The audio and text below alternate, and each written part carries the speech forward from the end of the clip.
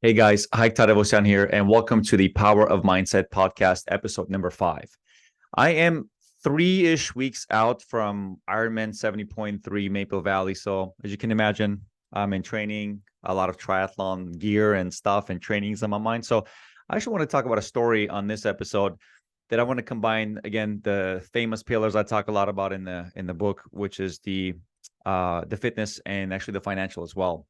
For those of you who know me, and do business with me in the insurance business, I host these insurance training calls every Thursday.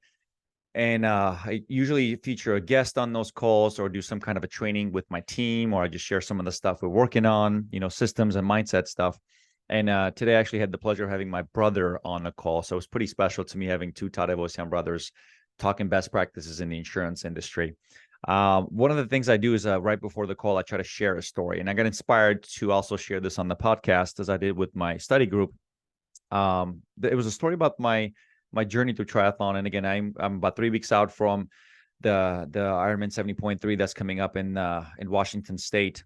And I got into triathlons about 4 years ago. And then here's the story, and I think why it's significant. I connected the piece to why it was significant to my business and overall to me as a human being, because I'm a really big believer that if you don't do something hard outside of work, if you don't do something difficult outside of marriage, well, guess what? The work, the marriage, the relationship piece gets really difficult. When you do a difficult physical goal, something very hard that you control, because when something comes at you difficult that you're like, I didn't know today I was going to have to deal with this, right? So when an unexpected difficulty comes your way, it could really break you down.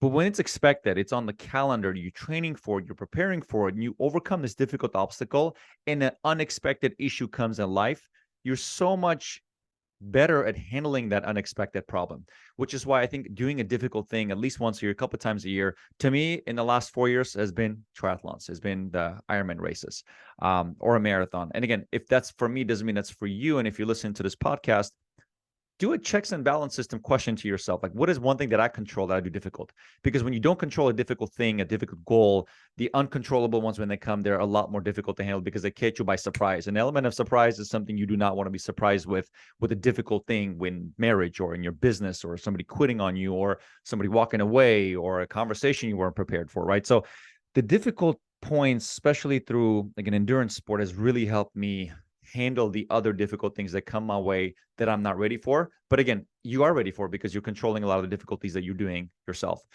And the story for me goes about 4 years back. So my team always buys me a birthday gift. And funny thing, they got into this from buying me funny socks, and then there's a gift, right? So 4 years ago, team gave me funny socks and, a gift. I can't remember what it was, but one of the things was a ticket to a local triathlon. And it says, congratulations, Hayk, for signing up for a sprint triathlon. At the time, I was a slow marathon runner, like a 5 hour, 4.5, 5 hour marathon guy. Nothing to be proud of. I was just happy to finish a marathon without stopping. I was doing some Spartan races. Business was picking up. Things were going well. And I was thinking to myself, why the additional challenge? I'm already doing uncomfortable things. And my team just thought it was a good idea for me to try a triathlon because one of the team members at the time had a friend who did it, talked about how it changed his life. And of course, me, I'm always up for a challenge. And when they said it, I had to do it, right? So I had no bike. I didn't really know how to swim. I was an okay runner, solid runner, right? Decent runner. So I'm thinking to myself, like, what is the sprint triathlon? Look it up. It's a 800 meters, so like a half a mile swim. It's a 16-mile bike, and it's a 5K run, right? So it's a 3-mile run at the end of those two disciplines. So I, go to my local gym. We have this 25-yard pool, and I'm like, let me see how many I can do, because if I need to swim about 800 meters, which is it's about 25 there, 25 back. Well, I did the math, how many I have to do. I'm like, well, I should be able to get at least half of the swim done today. I swam a length and a half. I ran out of breath. I didn't know how to breathe properly. I was swimming with my head above the water the entire time. Um, I went to YouTube, looked up some videos, how to properly swim. I took like one lesson from a instructor in the area who taught me how to, 1, 2, breathe, 1, 2, breathe. And I was doing a lot of things incorrectly. Anyway, fast forward, it was like 7 months out. I did like one open water swim. And, one of the recommendations to do a triathlon was buy a wetsuit. So I've kind of followed direction. And I'll get a little bit more into why am I talking about following direction, why it's significant, and why it's important to stick to a program that works. Like, don't reinvent the wheel. And I was in many ways reinventing the wheel. I was winging the workouts. I would show up to the gym at 5 in the morning so I can make it to 5:45. I could swim from 5 to like 5:40 and I had 5 minutes to change, go to the cycling class from 5:45 to 6:45 in the morning. I would have time to do some jogging and then go to work. Well, later I learned that it's not how you really train for a triathlon. You just do one discipline and a couple of break workouts. And what a break workout is a day where you actually stack a workout on top of the workout. So if you get off the bike and you right away jump into a run, that's a break workout. Once I hired a coach, he had me doing proper break workouts, not just 2-3 times a week. I would get to the swim, get to the cycling session, do a little bit of jog, go to work.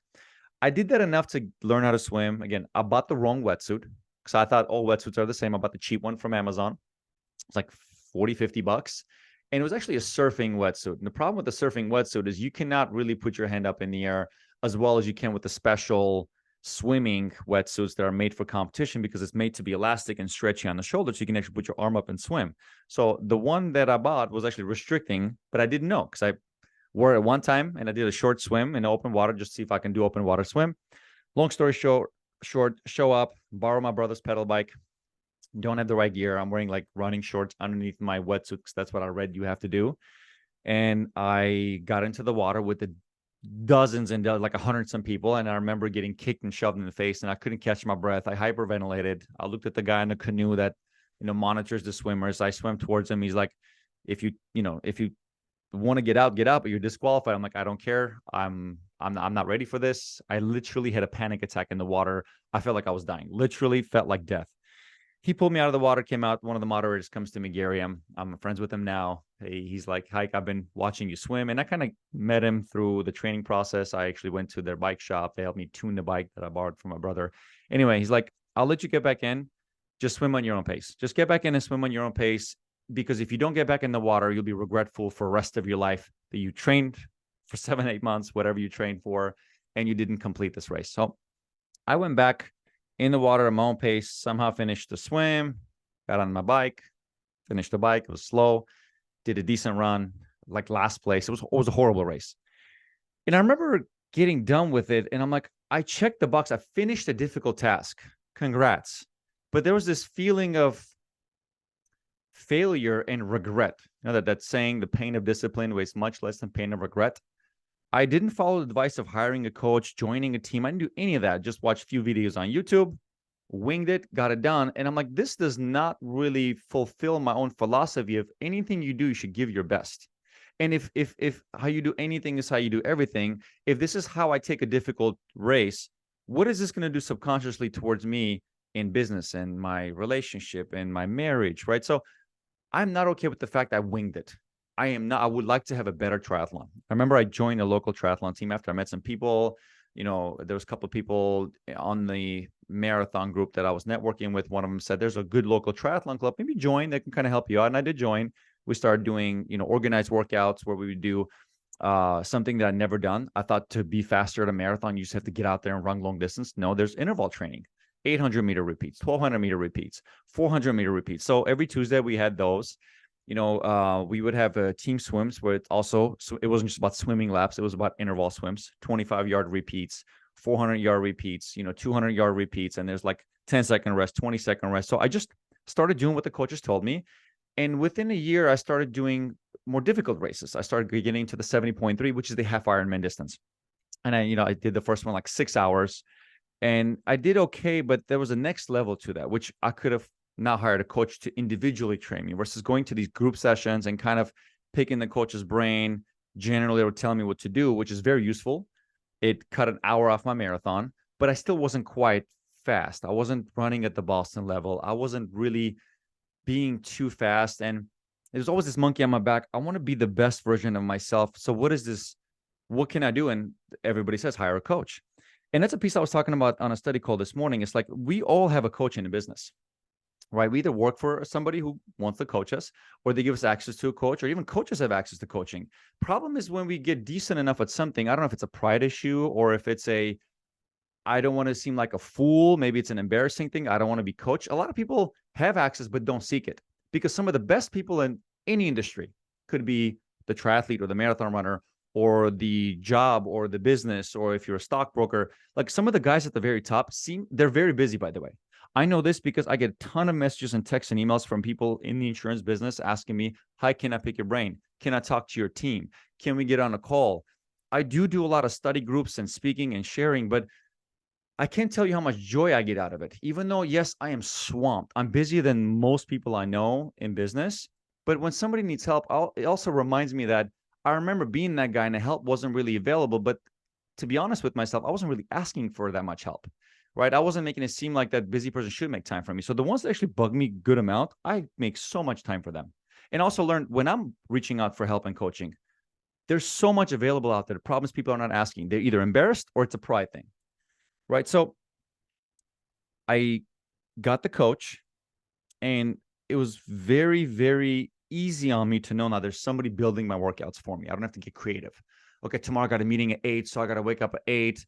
Okay, let me get it done before work. What should I do tomorrow? Let me do the swim tomorrow, and tomorrow next day I'll do the run, and day after that I'll do the brick workout. Well, the coach just filled up my entire schedule on a program where you just be like Monday this, Tuesday that, Thursday that, Friday take off, Saturday long bike ride, short run, Sunday swim, short run. So I just followed what he told me, and I got good at the 70.3, where I was now like beating most people in the race. And again, it's like, why are you even care about beating Hayk? You're like this older guy at this point. Like, but the competition within me hasn't really grown up. I still have this kid-like competition, which keeps me engaged. It keeps me healthy, keeps me happy. And I love knowing the fact that I can do something better than somebody else. And if they're doing better than me, why? And I've always asked that question, this healthy competition. There's this unhealthy competition. And I talked about that in the book, where you're almost losing sleep and sacrificing greater things in life because you're competing. That's unhealthy. But when you're healthy competing, as in, I want to be faster than you, I want to be better than you, I want to make more money than you, I want to make this and that, but in a healthy way. My brother and I have great competition going on. I call him, talk about his business, and he talks about my business. We ask questions. So there's this healthy competition between us where you did this, great, I love that. What's the lesson? Awesome. Okay, I did this, great. What's the lesson? Let's keep talking about it. And eventually, like, our businesses grew together, our health grew together, our families grew together. When you notice, like, things start equalizing. And I was just talking to him earlier after our study session where he was the guest speaker at the study group that I'm hosting. I'm like, there was I can't remember what year was it Roger Ballister, the first guy that broke the 4-minute mile. Up until that point, they were saying that it is physically impossible to break the 4-minute mile because you have to get your heart rate to X, or let's say it's 180 beats per minute. I'm going to make up a number for the sake of the example. You cannot hold that heart rate for 4 minutes because you will die. There's literally what was being written before the first guy ran a 4-minute mile. Nobody did it. And track and field's been around for a long time. And Ballister gets in there, breaks the 4-minute mile, and then it's like flood of people breaking the 4-minute mile. Why? Well, somebody did it. They talked about it. They've realized, why not? Quit giving yourself limiting belief systems. Be competitive. And when you're competitive, you make the world a better place, in my opinion. Healthy competitive. So if your competitiveness is causing you, this is my definition, if you have competitiveness causing you issues in important spaces of life where, oh, I got into marathons, but it's costing me a marriage, you quit that marathon.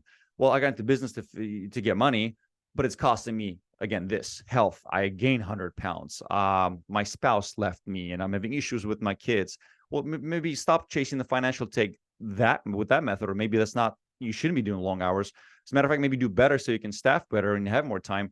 Again, the competitiveness has always been a great thing as long as you're doing it for the right reasons. So again, to me, to go back into the sport and to be competitive, which is part of how you do anything, is how you do everything.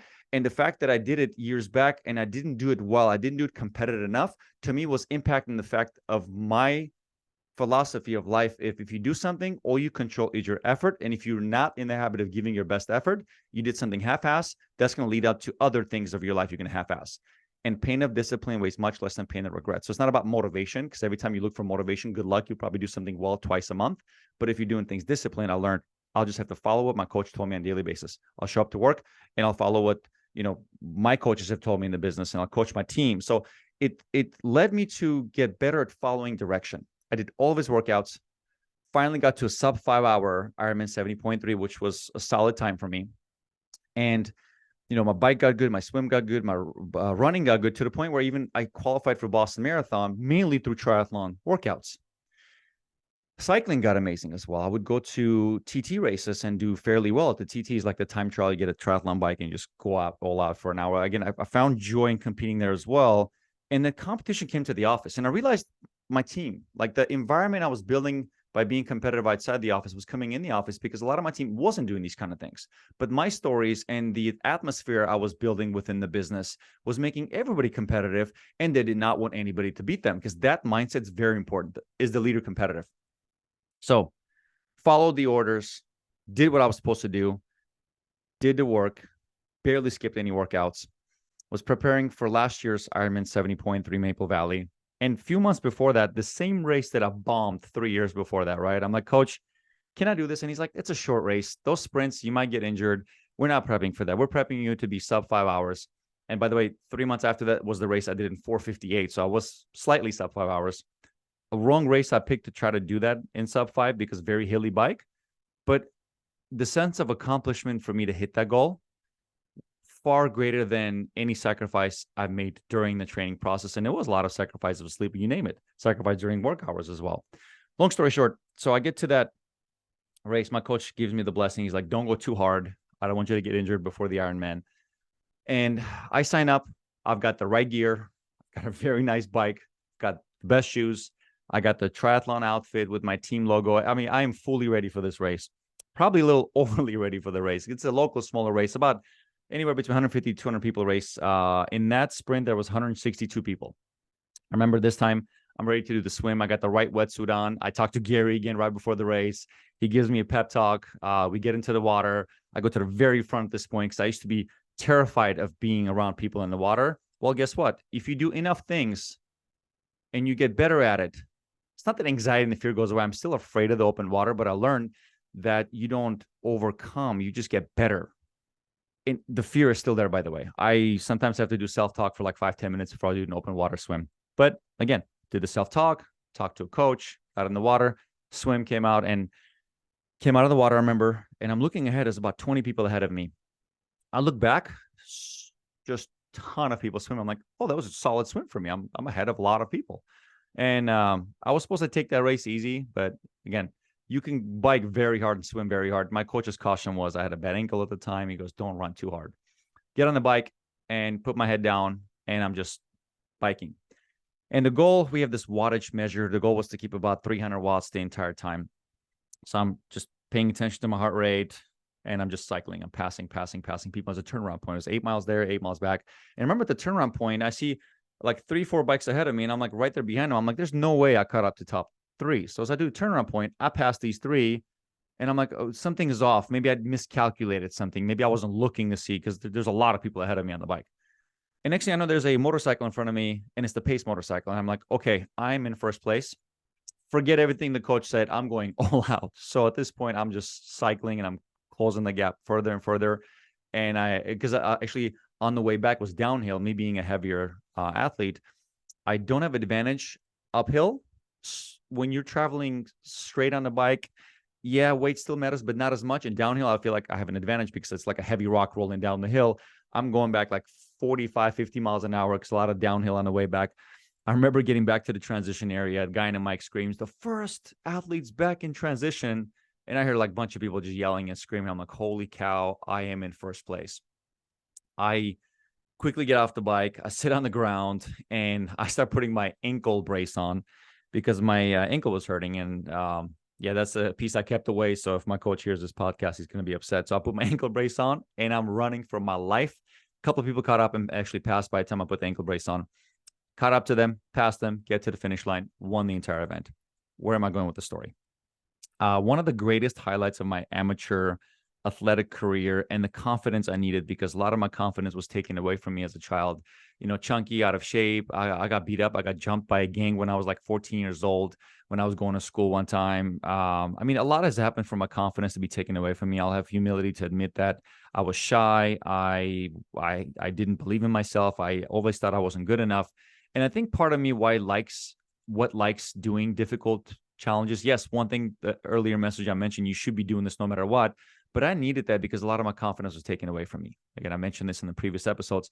A young kid at 13 being pulled away from his mom, his brother, sister. It was really rough on me. Those 7, 8 years in America where $100 a month mattered of sending money back home, working, helping dad, crying myself to sleep because I missed my family.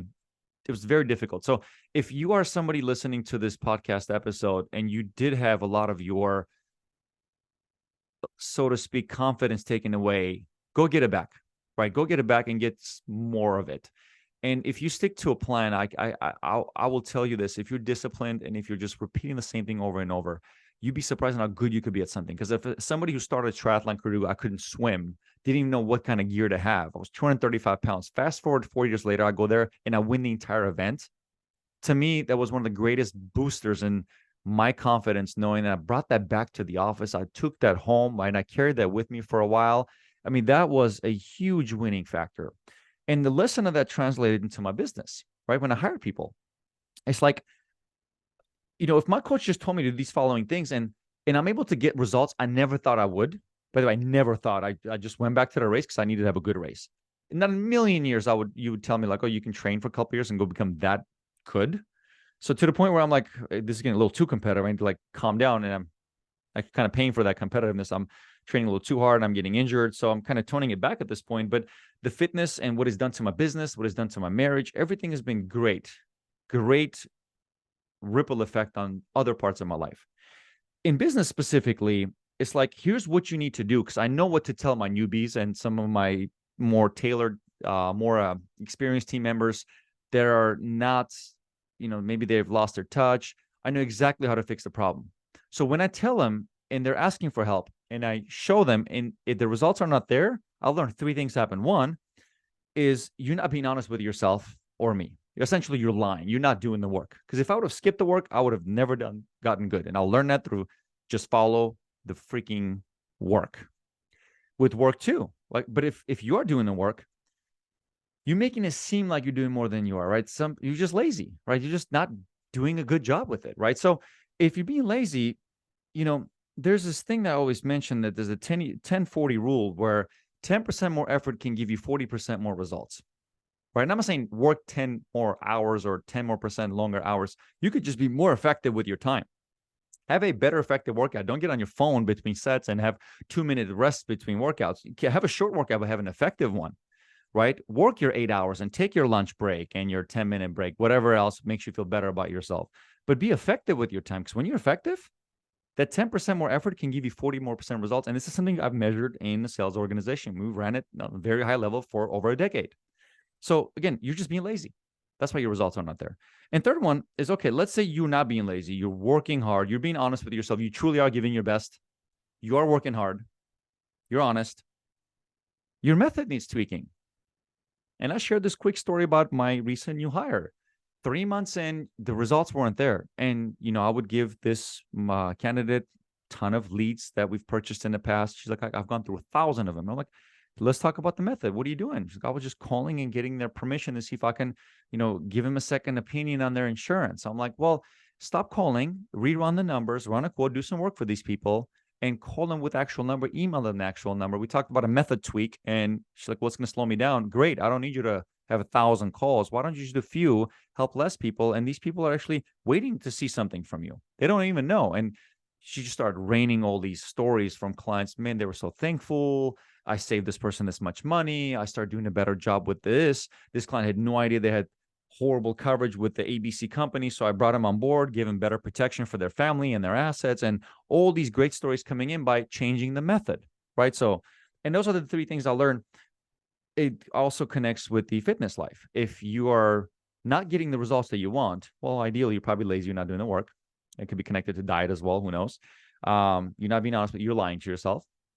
And what is your method? How can you do it? And again, 3 weeks out, I'm preparing for this Ironman 70.3. To be honest, I'm actually pretty banged up. I did injure my knee at the Boston Marathon in April. My back pain, I've had issues in my back from weightlifting when I was younger, and it's actually getting worse. So I might actually take a year off and just focus on restructuring, rebuilding my back, and just kind of strengthening certain muscles that got weak over all the years of, endurance sport. But lesson from me to you, Again, you don't have to do anything on this severe level, because I think sometimes my stories might be a little intimidating to somebody who's like, I've never done anything other than just going to the gym a couple of times a week. I know that was me. I was there, but my encouragement is find a coach, have humility, let them coach you. Let them coach you and follow their advice. Don't lie to yourself. If they're telling you to do something, do it. And don't half-ass it. Have a good method. They will coach you up to it, whether if it's in business, whether if it's in marriage, or whether if it's in your fitness life. You take one of those pillars seriously by finding somebody who's giving you good advice. And advice could be this actual conversation I'm having with you. Like I'm just talking to my team about, like, I had a business owner ask me about hiring advice, brand new, hasn't spent a penny on payroll. And he's like, Hayk, how much do you think you've spent on payroll? I'm like, over the last 13 years, millions. So would you rather make a lot of the mistakes, or can I tell you what not to do? Because I've made all the mistakes you can imagine. I'm still making them, by the way. Right. So maybe this conversation of me making these mistakes and not doing it the right way, having a little bit more humility and understanding the fact that I need to have a better coach. And instead of just hearing to feel good about the advice, to actually doing what the advice does and following instructions, not reinventing the wheel, might be what you need to hear, because these are the lessons from my life. And it's the reason why I wrote my book, The Power of Mindset. And I'm sharing these lessons on this podcast because I really enjoy coaching. And I can't tell you how much joy comes into my life when somebody's like, I really tried what you said and really mattered. And on today's study session, one of the business owners is like, hey, about 5 years ago when I was new, I remember you said something and really stood out to me. And I'm like, what is it? And he said, you said that majority businesses fail because of the leader. And I'm like, it sounds like something I would have said, but it's been 5 years. But yeah, that is part of my philosophy, right? Leader fixes himself, herself. Leader does difficult things. Leader reads. Readers are leaders. Leaders are readers. Leaders lead by example. They have humility. They admit the fact that I don't know. Leaders do difficult things once in a while, have difficult conversations. And typically, I mentioned this a million times before, and I always say I've mentioned this before, and I like going back to very simple things. You don't attract what you want, you attract what you are. So you want an organization, or you want a certain kind of a marriage, or certain kind of relationships, be honest with yourself, with the person in the mirror. Is that what I am, or is that what I want? Because if that's what you want and it's not what you are, you might get lucky and attract what you want, but it will leave you. It will leave you as quick as it came. But if you are a certain way, you will attract that specific thing. So focus on yourself, do difficult things. And hopefully this story of my triathlon, how I accidentally pretty much got into it, has actually helped shape and better my life in many, many aspects. And the secret isn't the triathlon or the marathon. It's about you finding things to keep yourself uncomfortable and continuously doing things to stay uncomfortable, because realization is, if you're waiting for things to get easy and comfortable and soft to enjoy life, well, I have news for you. That day is never going to come. So get comfortable being uncomfortable, do difficult things, challenge yourself. And till next time, you guys, thank you for tuning in, and I look forward to sharing more stuff with you soon. Cheers.